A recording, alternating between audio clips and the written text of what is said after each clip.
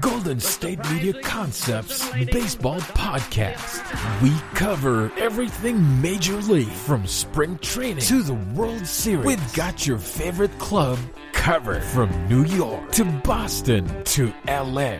This is the Golden State Media Concepts Baseball Podcast.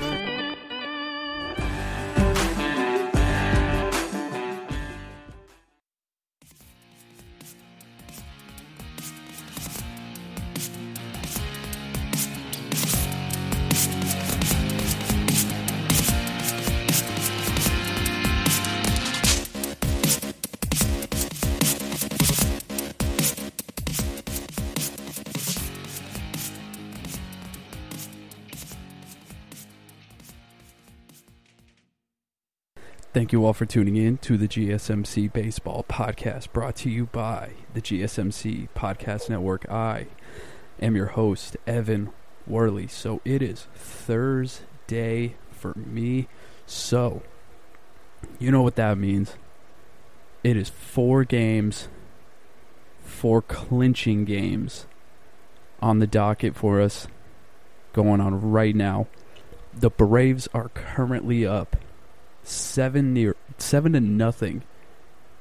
in the, I think it's the 5th inning. Hold on, I got the game up right now. It is bottom 5. They were up 7-0.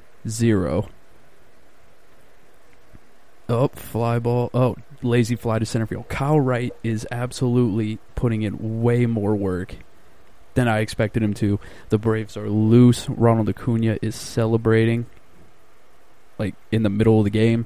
He's like dancing near the dugouts and everything like that. He is ecstatic. The Braves are looking smooth. I mean, it's only been 4 pitches and they have 2 outs in the bottom of the 5th. So it looks like this, unless there is an absolute shocking turn of events, the Braves are moving on to the NLCS for the first time since 2001. I think that's what it is. I think we haven't got out of the NLDS since 2001. So that's looking pretty good. This series has been incredible, especially for all Braves fans. The bullpen has been absolutely outstanding. I don't think the bullpen has given up a single run this entire series or this entire postseason. Ian Anderson came in Game 2. Game 2 was definitely the game where I was the most nervous. Game 1 we had Max Fried going. I did not think that, Max Fried was going to, give up the runs that he did. But I knew that we could battle as long as we get to our bullpen. Our bullpen is far superior to their bullpen. So I wasn't really worried about any of that. But Ian Anderson came in and had a hell of a day. He's really been the rock that we needed for Atlanta.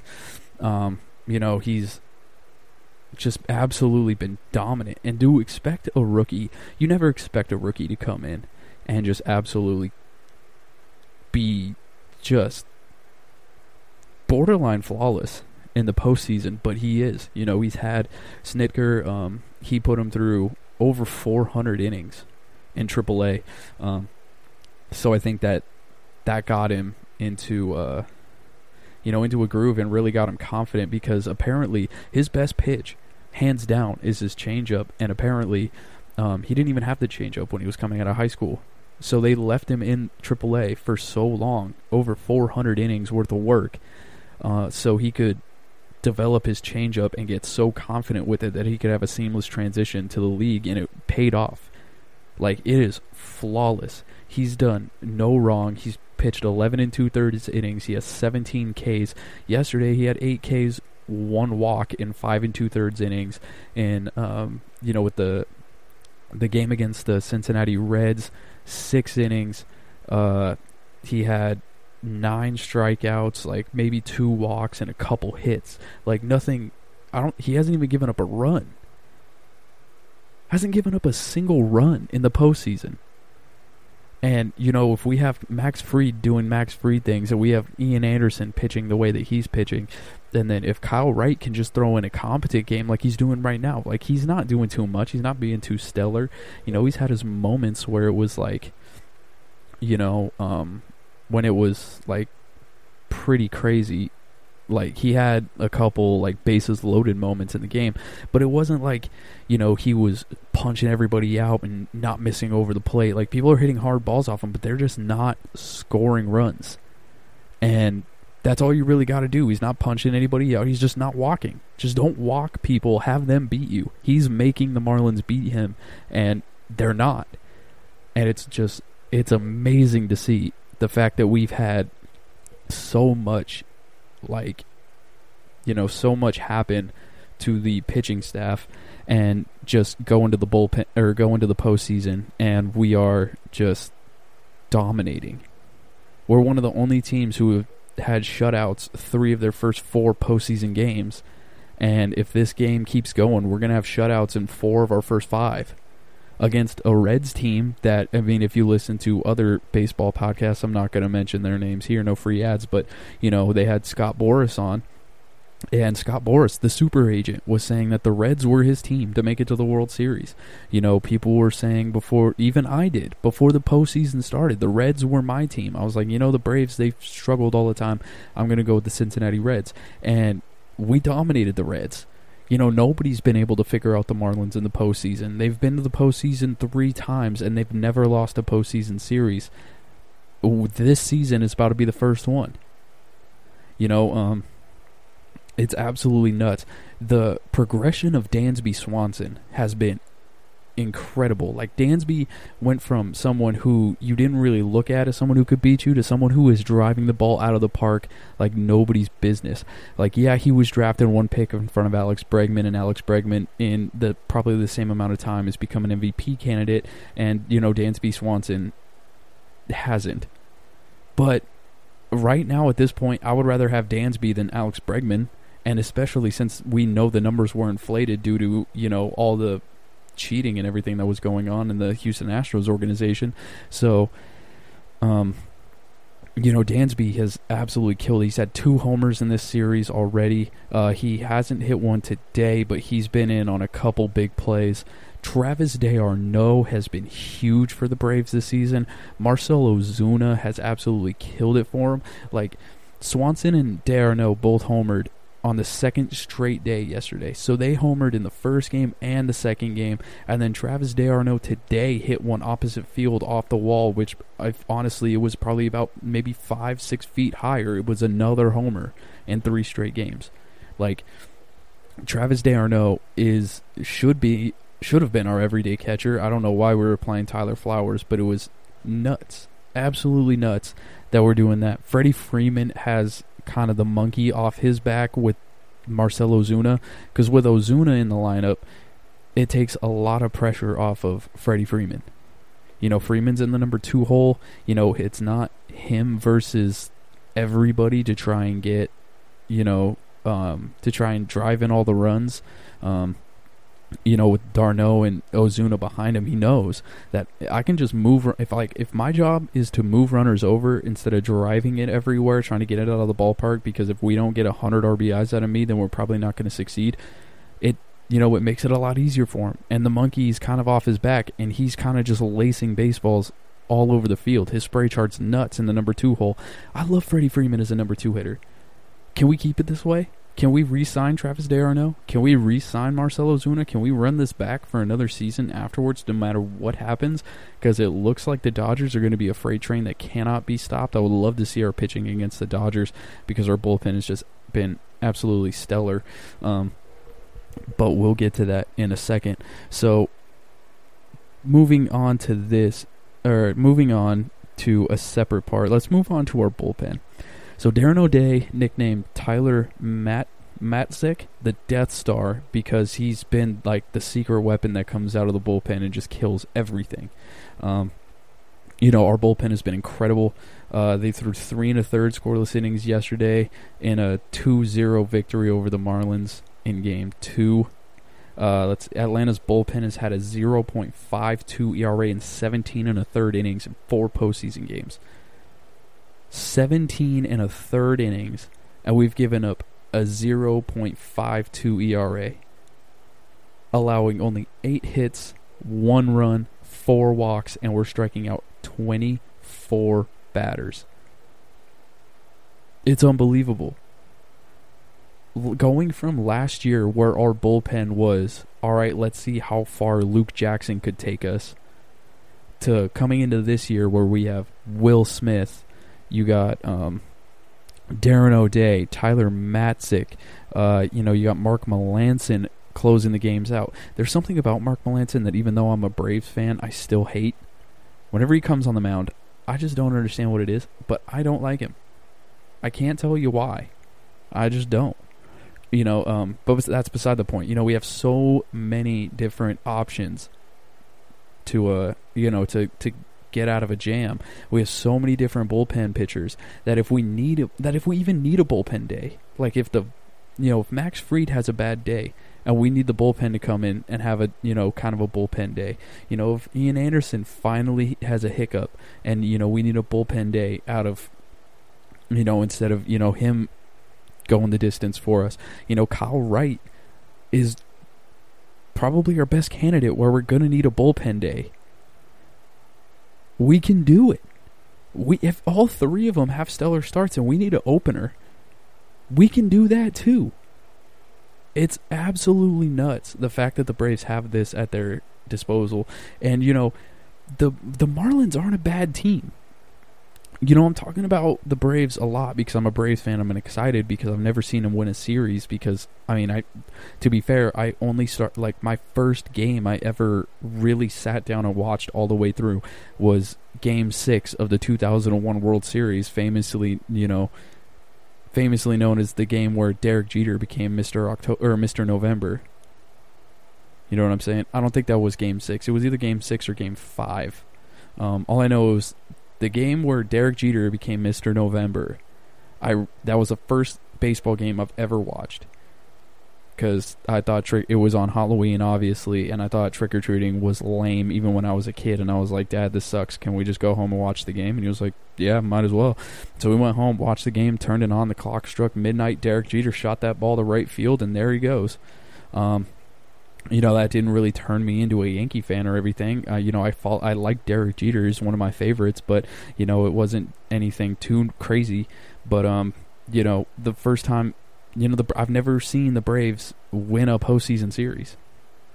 So that's why I'm excited about this. Anyways, let's move on to the Miami Marlins. So the Marlins have not been, they're really not doing bad.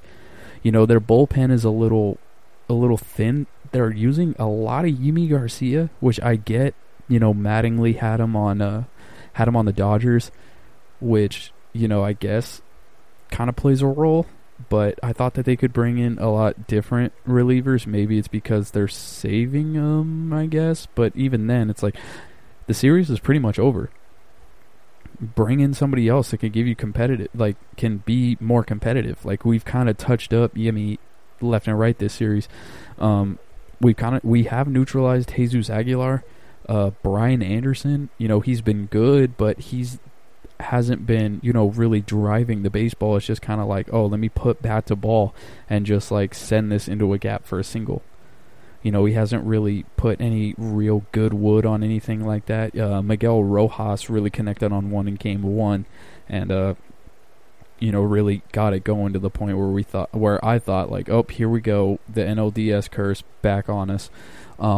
But besides Miguel Rojas, and then maybe there was one more homer in game 1, I think, for Miami.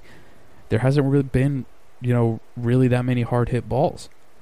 Sandy Alcantara did his thing where he hit Acuna, which I told you beforehand, earlier in the season when Jose Urena was facing Acuna. I was like, oh, here comes the Marlins. They're going to do their thing where they hit him again. Surprisingly, they didn't. But, who could be surprised when they hit, Ronald Acuna Jr. now? In 45 games, or 63 games, something like that, the dude had 18 homers, 40-something RBIs. He was batting .330 with, a bunch of steals against the Miami Marlins in his career. And every time, it seems like a bunch of the times when we play the Marlins, he's getting hit directly in the ribs with a fastball. It's never like, oh, I missed a curveball or something. Because like if someone throws a curveball and they hit someone, they didn't mean to hit them. That is a simple fact that you can hold on to. But you know, when you're throwing a fastball 98 miles per hour and you get them on the hip, kind of blatant. You know, when you're throwing a 98 mile per hour fastball at the hands, pretty blatant. You know, and it's like Mattingly during the game said, oh, you know, like, we're not trying to hit him, you know, we just have to test him on the inside part of the plate. It's like, yeah, you can test everybody on the inside part of the plate, but it seems like you're only really missing on Ronald Acuna Jr. So, I mean, you may not be trying, quote unquote, but you could call an inside fastball. The pitchers are, especially Jose Urena and, you know, Alcantara, are definitely going to drill him. That's my little rant on the Marlins. But, you know, Alcantara, he did his thing. You know, he had a really good game on the mound. You know, he just couldn't get it done at the very end. What is it? It was Jorge Lopez or Jose Lopez, one of the two. In Game 2, you know, he only gave up 2 runs. He only gave up the 2 solo shots in Game 2. Really all you can ask for. He had an incredible game. It just, you know, he was just a victim of the Braves bullpen and, you know, Ian Anderson's incredible game. Nothing really much to it, you know. And then right now, Sixto Sanchez, you know, he had his little moments where he gave up some big plays, you know. But once again, you know, he's having a good series. Like, he had a good playoff run. And he is a great pitcher. And, you know, the people are thinking like, oh, the Marlins are like a one-year wonder. I think the Marlins are going to be back next year. I think they'll find a way to get back with their good young pitching. You know, Derek Jeter has brought in, you know, a culture to the game where in Miami where, you know, they're going to expect the Marlins to be successful for a very, very, very long time. All right, everybody, I am going to be taking a quick break, and I will be moving on to the Yankees and Rays series and what to expect out of that. I will be right back. This is your ultimate stop for everything sports. The Golden State Media Concepts Sports Podcast. Should I say more? From the NFL, MLB, the NBA to MMA, it's all in here. The Golden State Media Concepts Sports Podcast. Listen now.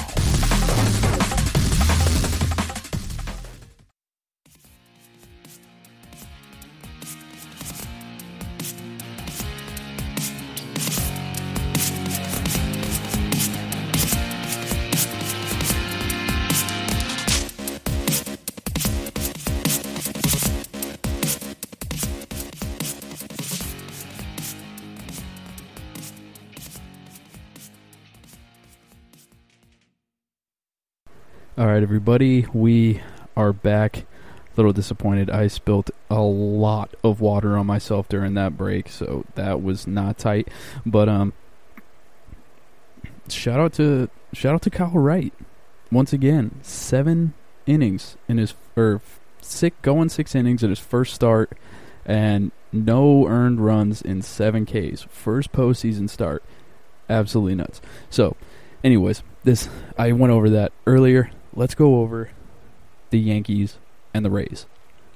Who would have thought that the Rays would come out so fearless? Like, so fearless against the Yankees. Like, the Yankees are a team where it doesn't matter how they're pitching. Their offense could just get it done. They were just always one of those teams where it's like, you know, their pitching wasn't great the last 2-3 years. It really wasn't. But you could look at it and they always got it done. They always won a postseason series. You know, you couldn't really, like, you can never count out the Yankees. They could have 3 bozos. Like, I bet that Dobnak, like that Uber driver, I don't think that was Randy Dobnak who was the Uber driver, but the Uber driver for the Twins. You know, if he was in a Yankee jersey, he would have got the job done in the postseason. I guarantee it. There's just something about those pinstripes. And, you know, I fully expected that here. You know, I know that the Rays pitching is better. I know for a fact that the Rays pitching is better. They've shown that they're better. You know, they got Glasnow in Game 2. Shoved. Charlie Morton in Game 3. Killed him. Absolutely killed him. I don't know what Aaron Boone was thinking in Game 2 going with Devi Garcia and J.A. Happ combo over, you know, Masahiro Tanaka against Tyler Glasnow of all people, and then having Charlie Morton versus Masahiro Tanaka when he's out of rhythm. They destroyed him. Absolutely destroyed him. Killed him in every facet of the game. It was not a close game at all. You know, Giancarlo Stanton has, you know, absolutely killed him. You know, he joined Daniel Murphy, Carlos Beltran, and George Springer for the only players in postseason history to ever homer in 5 consecutive games. And, you know, he's also the first player ever to homer in each of his first 5 games in a postseason. It destroyed him. You know, he hit a home run. He hit the home run cycle during the ALDS, launching, you know, his second inning solo shot. He had a 2-run homer on Wednesday.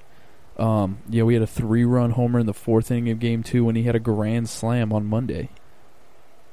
So, he joined Nelson Cruz in the 2011 ALCS as the only players in MLB history to hit for the home run cycle in a single playoff series. Who would have thought, out of all players, Giancarlo Stanton would be the most, consistent hitter for the New York Yankees? He's been so injury-plagued the past couple seasons, and, you know, he hasn't really put up in numbers in the postseason because he's been hurt. Last year, you know, he was hurt in the postseason, didn't even play. Like they said right now, he's the only person to homer in his first 5 postseason games. So, I did not think that having spent the whole season hurt and, you know, putting up pretty mediocre numbers, he would just bounce back and be the most feared hitter in the lineup over Aaron Judge, over Luke Voit, over Torres, you know, DJ LeMahieu.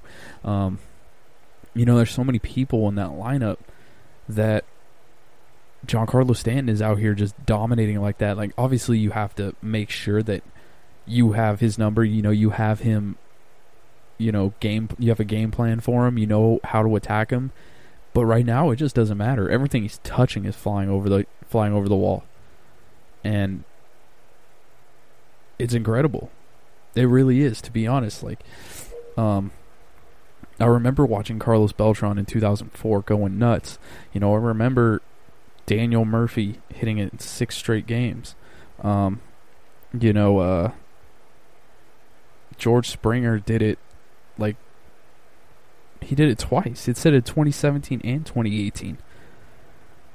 George Springer did insane numbers. And now we have Giancarlo Stanton to that mix. You know, they have all that going on. The Yankees have to step it up. Absolutely, their backs against the wall. You know, in a history of a best-of-5 postseason series, teams with a 2-1 lead have gone on to win 62 of the 87 times, which is 71% for all you math heads at home. And noted I said math. You know, teams, but, you know, 2 of 3 teams that fell behind 2-1 in the division series, the Nationals and the Cardinals of last season, came back to win. So it's not unheard of, you know, like they just pointed out, it did twice last year.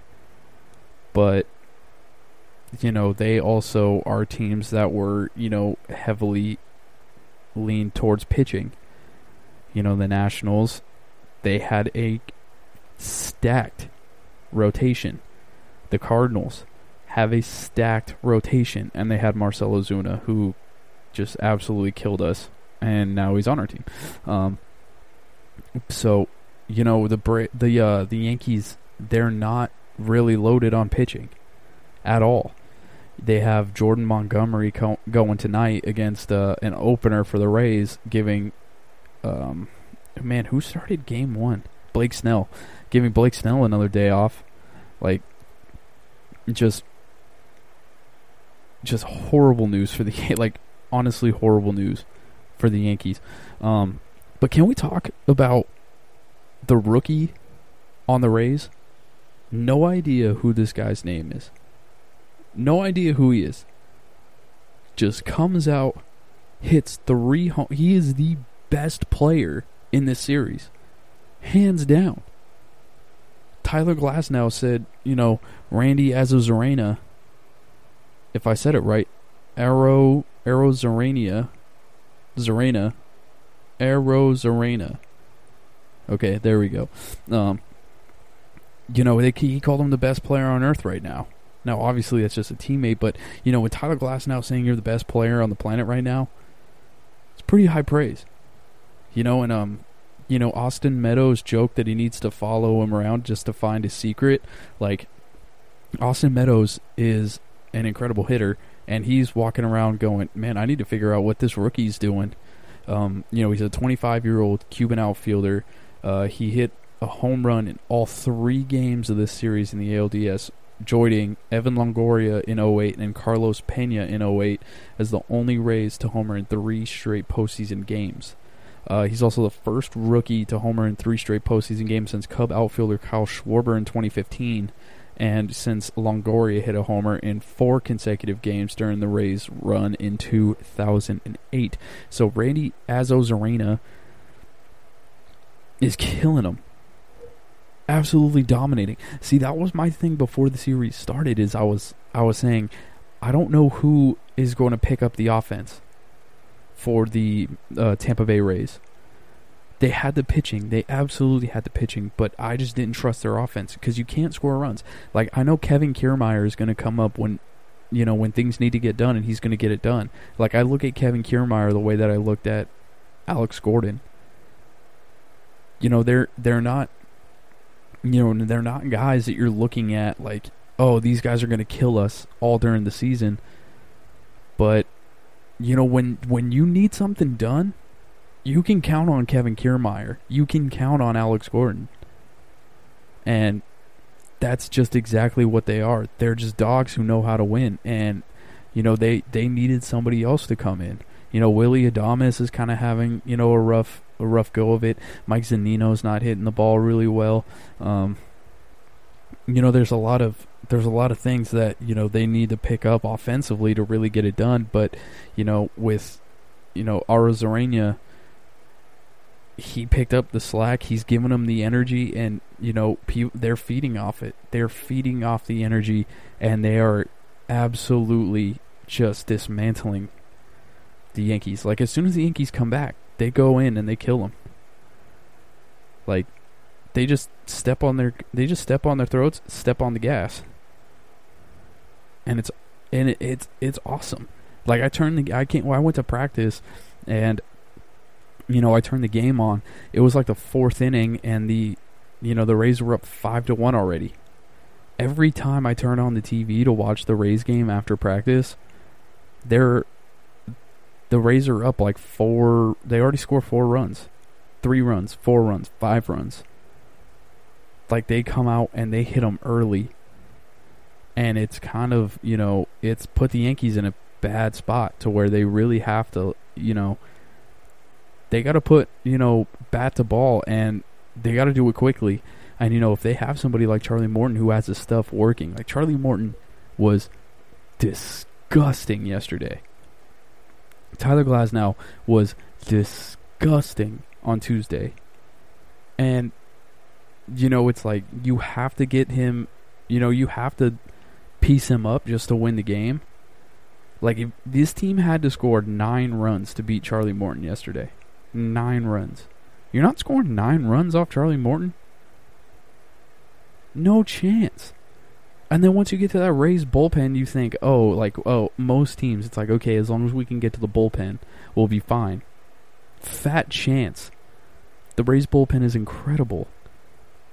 Chaz Rowe has one of the best sliders ever. Diego Castillo is just 100 miles per hour with movement. All of them are 100 miles per hour with movement and just wipe out sliders. Incredible changeups. This team is built for the postseason, and it's showing. It really is. The New York Yankees just were not built for the postseason, and it's not their fault. They got Garrett Cole for a reason. You know, they tried to get Luis Severino back. It just didn't work out that way. Like, Luis Severino just couldn't handle the pressure, or couldn't handle, you know, the pressure that he was putting on his body. That's what I meant, not the pressure of the postseason. The pressure, you know, that he was putting on his own body. You know, sometimes your body can't take it, and, you know, he's a prime example. You know, James Paxton has not been the pitcher that they thought that they got. Jordan Montgomery has not been the pitcher that they really wanted. You know, Adam Ottavino has not been the same as he was in Colorado. Yeah, he's nasty, but he's not, like, in Colorado, he was virtually untouchable. And, you know, I've seen them go to Ottavino late in the games, and I don't know, I just never feel comfortable with him holding a lead. Maybe that's just me. But still, it's, I don't know. I don't know what to look for. Like, I don't know what to think about when it comes to that. Hold on. I'm trying to pull up this Astros A's game because I just realized that I am late to it. Let me get this on the screen. Got it. Okay, so I got Braves, Marlins, I got Astros, A's going. Awesome. All right. So, but yeah, back to this. It's like, Adam Ottavino. What's going on? Maybe I'm just missing it. You know, maybe it's just me being, you know, not paying attention at the right times. Because that could be it. You know, that really could be what's going on. It's just I'm not focusing at the right times. Maybe it's not Adam Ottavino's fault. But yeah, their bullpen is just not everything that it's cracked up to be. The Yankees, I mean. And especially going into Petco Park. Like, playing in a completely different stadium that, let's be real, the Yankees never really play in. Neither do the Rays, but it's like playing in a completely different climate. You know, the ball doesn't really soar like it should in most ballparks. Like, that's the main thing. Is like, Petco is a pitcher's ballpark, so you have to kind of be creative to win. You can't rely on the long ball to, you know, really get you over the hump like the Yankees do. It's just not a thing. And, you know, the Rays are just kind of built for that ballpark. They were the only team this postseason to win the game while being out-homered. And that's because, you know, that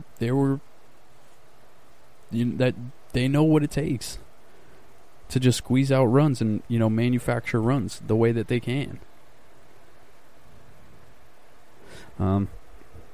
You know, Masahiro Tanaka had a pretty bad game. You know, it's not looking really great for his, you know, free agency. Some people have made a lot of money this free agency. A lot of people are losing money. And one person that's losing money out of this is 100% Masahiro Tanaka.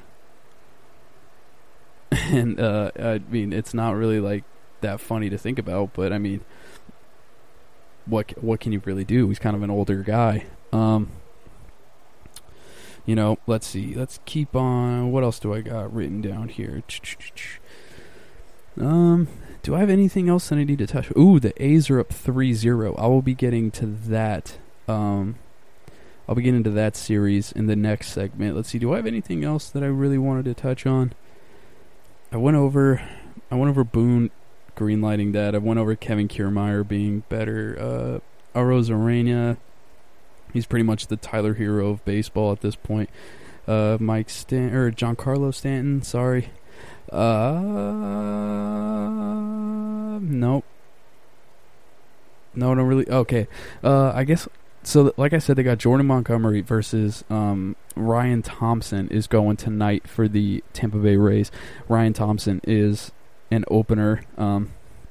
definitely a bullpen piece. He only really goes, they say, like a max of like 2 2/3. I think I didn't see anything over 2 2/3. He's not really anything to be completely wowed over, but I mean, he is in the bullpen of the Tampa Bay Rays, so it's definitely someone that could be wowed over. So, yeah, that's really all we got to look out for. I will be taking a quick break, and I will be right back to discuss the A's and Astros. Currently have it on the TV right here. I got some notes that we would like to discuss, so I will be right back. Tired of searching the vast jungle of podcasts? Now listen close and hear this out. There's a podcast network that covers just about everything that you've been searching. Hey! The Golden State Media Concepts Podcast Network is here. Nothing less than a podcast bliss with endless hours of podcast coverage. From news, sports, music, fashion, cooking, entertainment, fantasy, football, and so much more. So stop lurking around and go straight out to the Golden State Media Concepts Podcast Network. Guaranteed to fill that podcast itch. Whatever it may be. Visit us at www.gsmcpodcast.com. Follow us on Facebook and Twitter, and download us on iTunes, SoundCloud, and Google Play.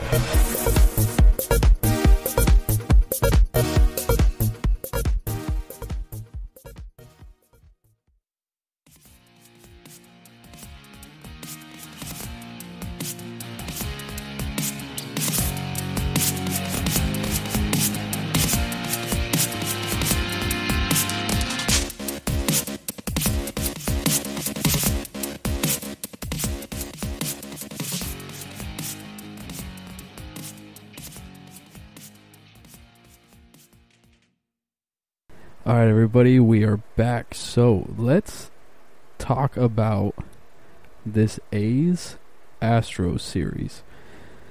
So, as you all are well aware, I am far from an Astros fan.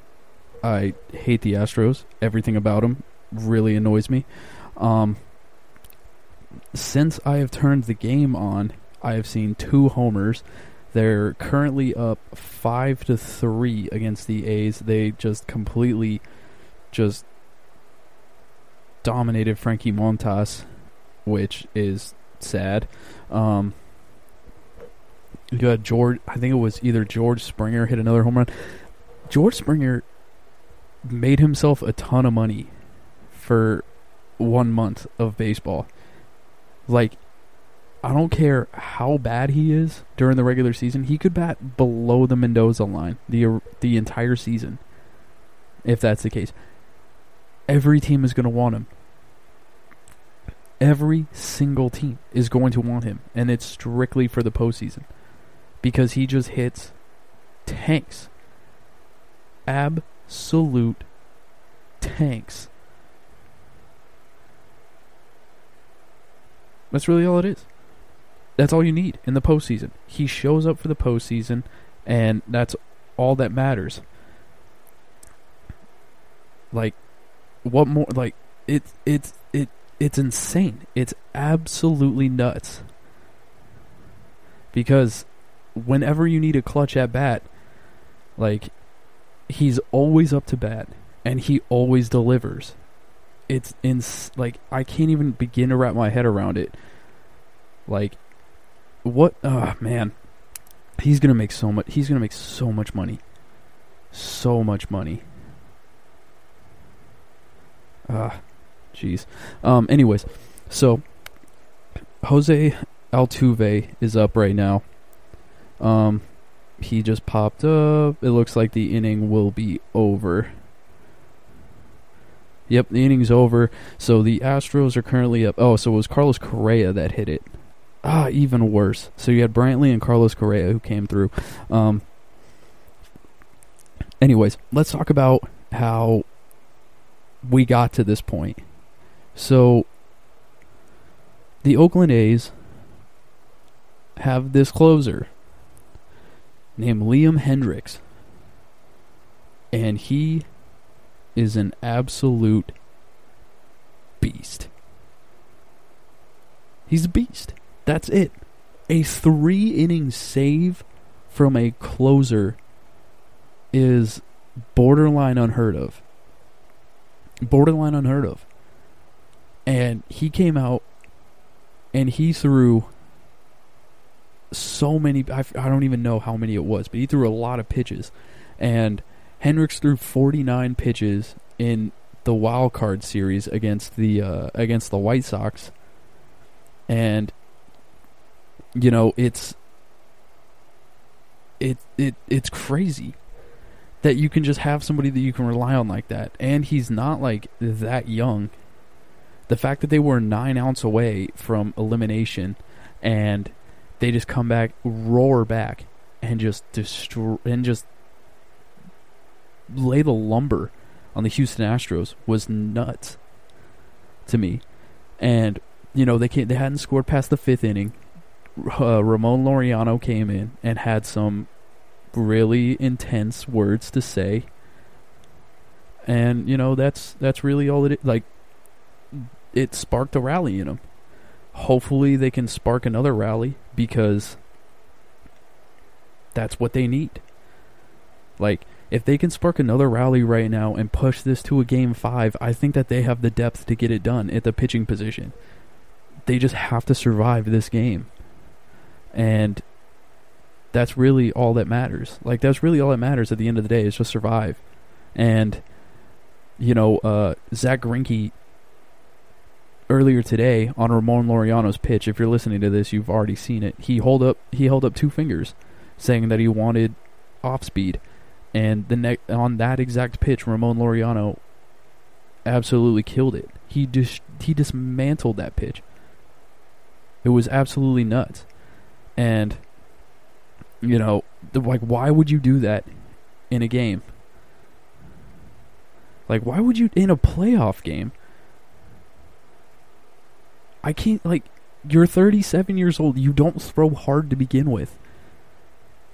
The timing is not going to be an issue with you. And you're tipping pitches, literally holding up 2 fingers, doing what Trevor Bauer did in preseason, in spring training. Trevor Bauer was doing that. What's going through your mind at that moment? Like, I don't get it at all. Greinke, you are absolutely nuts. Let's see. So, yeah, so I can't believe that. I actually, like, I am so hung up on that. I just saw the replay of that, and it was like, what are you thinking? Anyways, let's move on to that. So, the A's became one of the first teams, I think the first team, to have every infielder hit a home run in a game. They had every infielder hit a homer. They had 5 bombs yesterday. Tommy La Stella was one of them. Tommy La Stella, you know, he hit a 90-mile-per-hour sinker directly off his elbow. He did have the little protector, but he still went to the ground in a lot of pain. It looks like he is a game-time decision for this game. I've yet to see him bat, so I don't know if he's actually in the game at all. Ramon Laureano is up right now, so I can't really say on if he's actually playing or not. You'll know when you're listening to this. And I think Ramon Laureano just took him deep again. He absolutely did. Laureano made himself a ton of money. Whenever he's a free agent again, he's going to get paid. And he should. He should absolutely get paid because he is killing them. Also, Matt Olson, you really need to cut your hair, dude. You're a handsome guy, but why do you have that much hair? I don't get it. But this series has lived up to the hype. It really has. There's been 18 homers, I think. How many homers have there been? I wrote it down. Yeah, there's 18 homers and 38 runs combined in the 3 games. You know, it's not even the 4th inning, and we have 9 runs in this game already. I've turned it on you heard me turn it on, and in the stretch of me turning the game on to right now, I've seen 3 homers. Like, balls are just flying out of the ballpark. Those Santa Ana winds are really kicking. They really are. Like, I'm from that area. Like, the Santa Ana winds are no joke. They really aren't. And when the Santa Ana winds come, all you got to do is hit that ball high. If you can hit that ball high, the wind will carry it out. It's for people who don't know, Santa Ana winds, you could wake up and it'd be 50 mile per hour winds. The winds go up to around, you can have winds up to 90 miles per hour. When the California wildfires, they call it fire seasons right now, because the Santa Ana's come down. It is hot, dry wind from the Nevada deserts, and they can blow, like I said, up to 90 miles per hour. And when they do, it dries out all of the grass, all of just anything living, and it'll dry all of it out. Whatever life we have on the hills, it's gone. And then the wind will knock over a power line, and up goes the flames. And since everything's dead, the state goes up, and that's just how it is. And that's just how it all starts normally.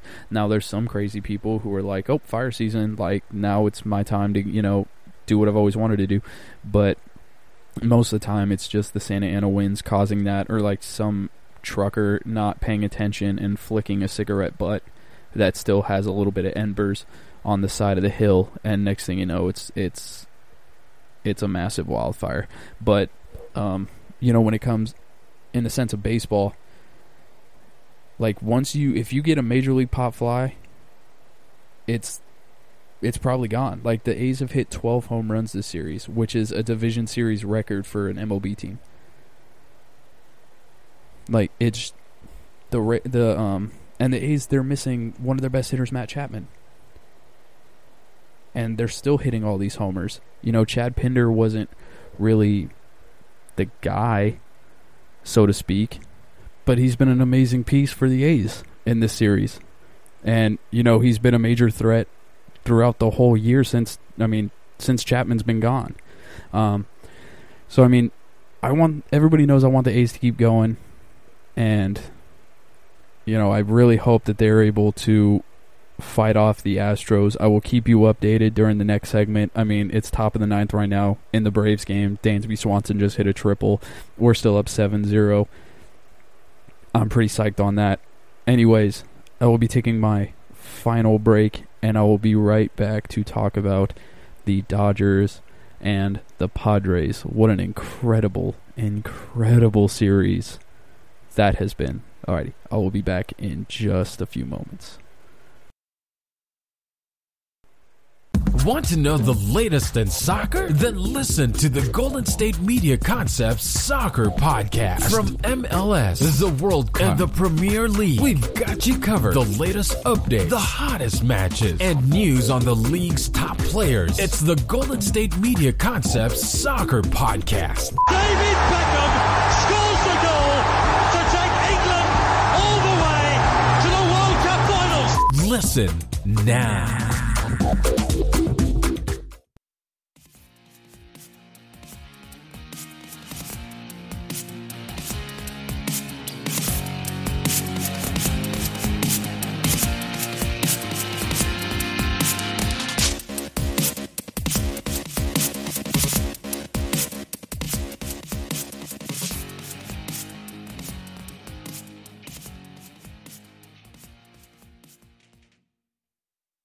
All right, everybody, let's close this show out. So, Game 3, or was it? No, it was Game 2 of the Dodgers-Padres game last night was absolutely insane. So the first game went pretty much the way that I thought it would.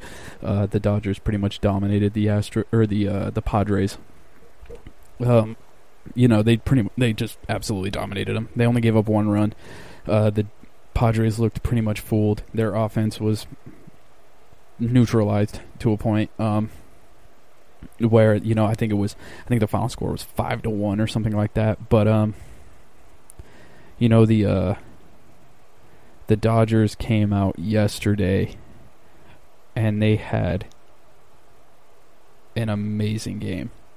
And I knew the Padres weren't going to go away without a fight. And, man, when Cody Bellinger hit that first home run, when he hit the home run, not when he robbed it, when he hit it, I was like, no way they are going to run away with this. And then the next half inning comes around, and here comes Manny Machado, who just golfed. He just golfed that home run out. And it was an absolute missile through the bat, had all the type of energy in the world. Then Eric Hosmer comes up, and Hosmer's another person. He's just like George Springer. Where doesn't it matter if he's, batting 350 or 150 going into the postseason? Eric Hosmer is going to deliver. And, that's just a guarantee. He came in against Clayton Kershaw and just drove that ball to right center. Like, Hosmer is my type of postseason player. He is, 100%. I love Eric Hosmer when he gets into the postseason. In the regular season, not so much.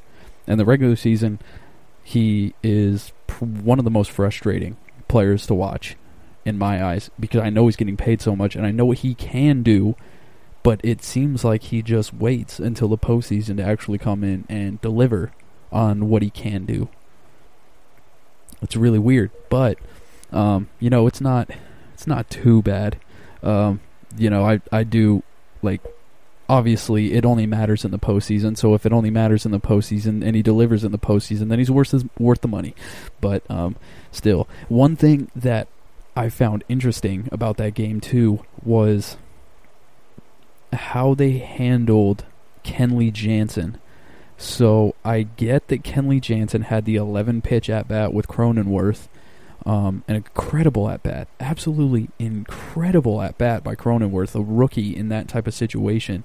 Just having the poise to be able to battle one of the best closers we've had the past, of this past decade. He's definitely top 5 best closers.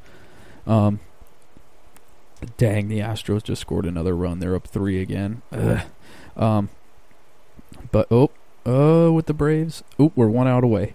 But yeah, like, Kenley Jansen, he had that 11-pitch at bat, and everything was just flat, and they were driving everything, and then they brought in Joe Kelly at the end. It's like, is Kenley Jansen gonna lose his closer role to Gratterall? I think is the question that we have to ask ourselves. Because if the situation comes up later in, the postseason, which it definitely will, if they go in and they play the Atlanta Braves, there are going to be close games. The Braves can hit. They put everything behind them, and they're going to be able to drive the ball. They're going to be able to hit the ball all over the field.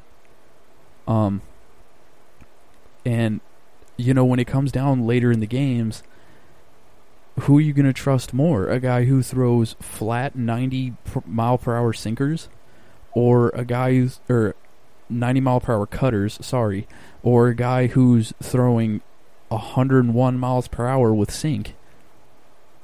I'm going to trust the guy who's throwing 101 miles per hour with sink. And, Dave Roberts is a player's manager. He is. He's absolutely going to go with his guys because they're his guys. Like, he wore Kenley Jansen down in 2016. He wore him down even more in 17. 18, he gave him too much reps. He was done. Like, you can tell Jansen was gassed in 2018. And he still had him go out there for 2.5 inning saves. Inning and a half saves. Like, he kind of, the way that Dave Roberts mishandles the bullpen is, something that, like, it's not new. It's been noted. But, that's something that I'm definitely going to be looking out for. And the Braves are moving on to the NLCS. I am so excited. It's great. We do not look very excited. I like that. I know a lot of teams come out and they're super, like, they go crazy, they celebrate all this kind of stuff, and, it's like they won the World Series. We're coming out with, like, a business type thing. We expected this. I like that. I like that a lot. Heck yeah. Let's get ready. Let's go. Okay. Anyways, back to the, Dodgers and Padres. With the Dodgers and the Padres, how is Kenley Jansen gonna feel after all that? How is he gonna take it? How is he gonna, how is he gonna take it? He's not gonna be happy if he loses his spot, but it's just how it's supposed to go. Does Dave Roberts have it in him to go to Gratterall or Joe Kelly late in the game instead of Kenley Jansen? They're definitely not gonna. I think the series is gonna end tonight because that home run rob by Cody Bellinger seriously was the game-winning play, and it is a series-changing play because they had their problems, because that homer would have put them up 1, would have put the Padres up by 1 run at that point. Now they had their big, their big next half inning, but the Padres came back and they only lost by 1, and that was a 2-run shot. So that 2-run homer robbery, that's the game winner. That is a game-winning play by Cody Bellinger. He may have had a bad year. Like this year, people got on him because Cody Bellinger had an off year. Look, MVPs make MVP plays. And, he may have a down year, but the MVP is still in there. He's still going to make those MVP plays, and he did that. He hit that home run when he's on his back knee. He robbed that homer when nobody thought he could. Off of arguably, I would say the runner-up for MVP. I picked him before the season to win MVP. Throughout August, it looked like he was the number 1 guy, hands down. But then he kind of fizzled out, and Freddie Freeman kind of finished the season super strong. So, it is what it is. I think Freddie Freeman wins the MVP, and I'm not sad about that. But when the MVP, the new type of guy, the new MVP is coming, and the last year's MVP is having a rough year, he had to go out and he had to make a play, and that was awesome to watch. And the Dodgers are just deep, always. They're always deep. They're always one of the deepest teams. I don't like it because it's annoying to me, because all my friends are Dodger fans, and I have to hear them talk about how it's their year every year. Corey Seager is having a good series. Mookie Betts. What more can we say about Mookie? When he made that, when he robbed that home run, it was when he robbed that home run, it was Mookie was really emotional. Like, he had a lot of emotion in him, especially when challenged by Manny Machado. Manny Machado, he threw his bat when he hit the homer. He had all the emotions, and then Gratterall threw his hat and his glove and all that kind of stuff and showed the emotions. Look, I love it. Be emotional. It's the postseason. You fought your whole life to get to this moment. And, you can't... Machado's trying to have his cake and eat it too, and that's just not the way it goes. That's not how the world works. If you were able to celebrate, they were able to celebrate. Don't bark at them. We just got mad at the Dodgers for how they handled you guys, barking at you after you celebrated on the Trent Grisham thing. Speaking of Trent Grisham, that was the last time the Dodgers lost to the Padres, was that Trent Grisham game. And, Trent Grisham, you may have messed up, pal. You may have blown it. Like, you woke up the sleeping bear. And, that's just what happens. But moving on to this game, the game today, we have Dustin May versus Adrian Morajan, who is a reliever. He is the opener. The longest outing this year was 3 innings. He were 2-1 in the 3 games where he went exactly 3 full innings. When he went between 2 innings, 2 and 3 innings, so like 2 1/3, 2 2/3, they were 0-2. And then before that, when he went to 1 inning to 2 innings, they were, I think, 2-2 in those games. So he's thrown a lot. So we'll see if he's able to put together 3 good innings of work against the Dodgers and Dustin May, then look for him. Look for a good game by the Padres. Dustin May being on the mound for the Dodgers has me feeling wonderful, because Dustin May, arguably best lettuce in the game, best hair in the game. That is not up for debate. But he is electrifying. Like, the amount of kids that are throwing 100 miles per hour with movement is next level. I can't even explain it. Like, how are we just finding all these guys that throw 100 miles per hour with movement? Normally, if you threw 100 miles per hour, it was like, whoa, you got to sit back and watch this. Everyone has that now. The Rays have like 4 guys. The Dodgers have like 5 guys. The A's are loaded with them. What happened? What changed? With this team, I think that the Padres are going to come out, and the Padres are going to have a great game today. I don't think they're going to lose today's game. I think that they'll find a way to pull this game out, especially with the even though their bullpen has been kind of iffy. It's been shaky all year, even though we thought that they were going to be one of the best.